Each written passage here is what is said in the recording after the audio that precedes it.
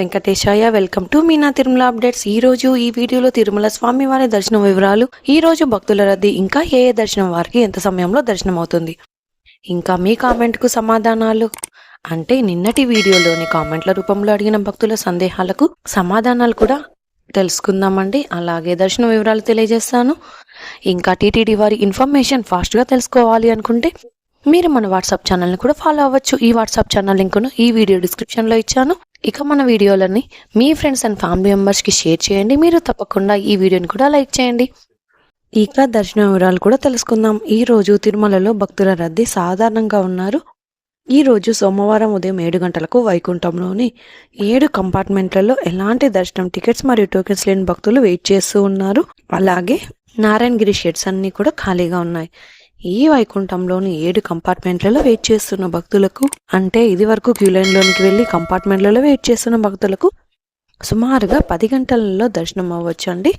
అలాగే ఈరోజు శ్రీవారి సర్వదర్శనానికి, అంటే ఎలాంటి దర్శనం టికెట్స్ లేని భక్తులు క్యూ లైన్లో ఎంటర్ అయ్యే వారికి సుమారుగా 10 గంటల నుంచి 12 గంటల సమయంలో దర్శనం అయ్యే అవకాశం అయితే ఉంది అండి. అలాగే స్వామివారి దర్శనం కోసం వెళ్ళే భక్తులు ఎక్కువగా ఉంటే దర్శన సమయం కూడా పెరుగుతుంది. రష్ తక్కువ ఉంటే దర్శనం త్వరగా అయ్యే అవకాశం ఉంటుంది. కాబట్టి భక్తుల రద్దీని బట్టి దర్శన సమయంలో మార్పులు ఉంటాయి. అలాగే ఈ విషయాన్ని శ్రీవారి భక్తులు గమనించగలరు.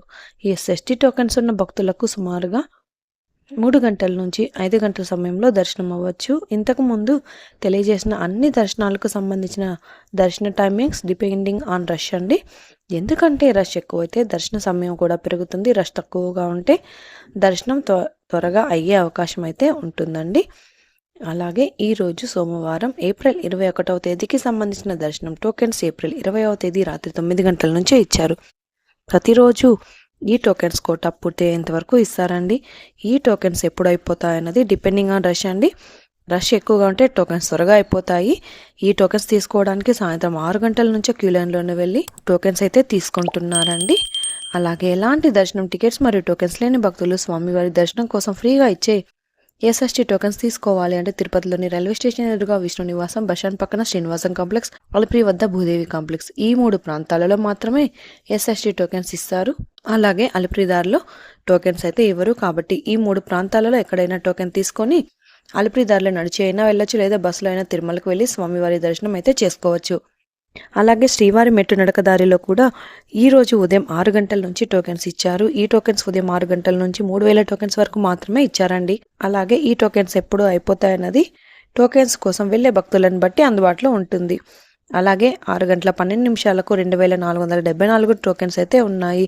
ఇక ఈ రోజు 300 రూపాయల స్పెషల్ ఎంట్రీ దర్శనం వారికి, అలాగే 500 రూపాయల విచువల్ సేవా దర్శనం టికెట్స్ ఉన్న వారికి 2 గంటల నుంచి 4 గంటల సమయంలో దర్శనం అయ్యే అవకాశం అయితే ఉందండి.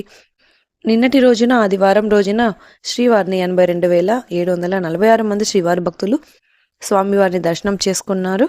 అలాగే 25,078 మంది శ్రీవారి భక్తులు స్వామివారికి తల్లినీళ్ళు సమర్పించారు. 3,85,00,000 రూపాయలు భక్తులు స్వామివారికి సమర్పించిన హుండీ కానుకలండి. ఇక ఈ రోజు తిరుమలలో ఆఫ్లైన్లో సిఆర్ఓ వద్ద రూమ్స్ కోసం రిజిస్ట్రేషన్ చేసుకుని రూమ్స్ అయితే తీసుకోవచ్చు.